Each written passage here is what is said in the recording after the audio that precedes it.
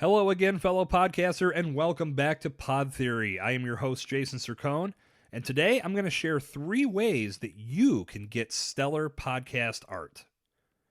Your podcast's cover art is a vital part of the overall personality of your show.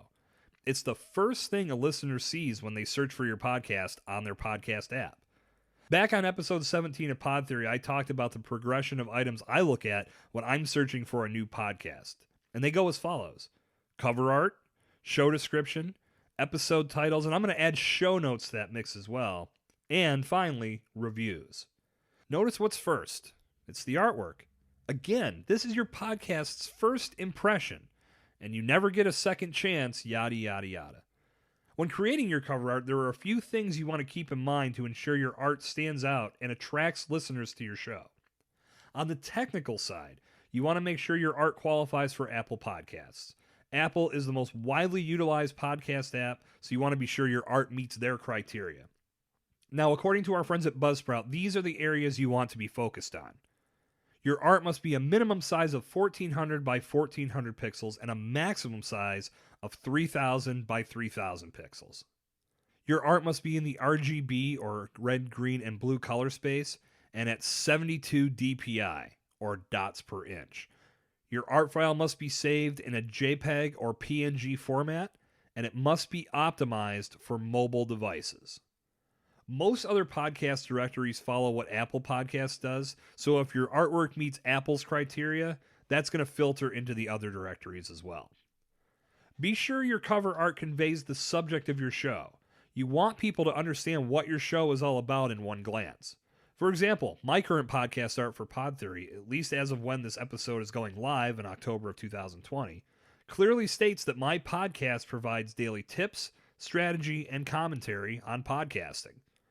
As you design your podcast art, keep in mind that you want it to stand out, but you don't want it to be cluttered. Don't try to cram too much information into your art. When you do this, not only does your imagery become too busy, it won't stand out when listeners see it in the smallest format, which is typically 125 by 125 pixels when being viewed on podcast apps. Do your best to limit the number of words you include in your artwork and avoid using fonts that distract people. You want people to be drawn to you and your podcast, but not drawn to you because you have some crazy font like Papyrus or Comic Sans in your artwork. There are a few more things to keep in mind, but instead of me reinventing the wheel, I suggest that you check out the blog post that Buzzsprout put together. I'm going to put a link to that feature in the show notes so you can get to it more easily.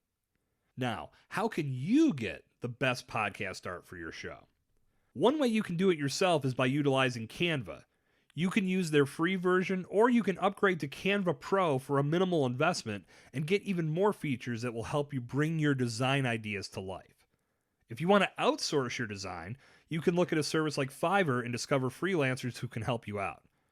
Or, this is what I recommend doing. Connect with the crew at Podcast Cover Art on Instagram.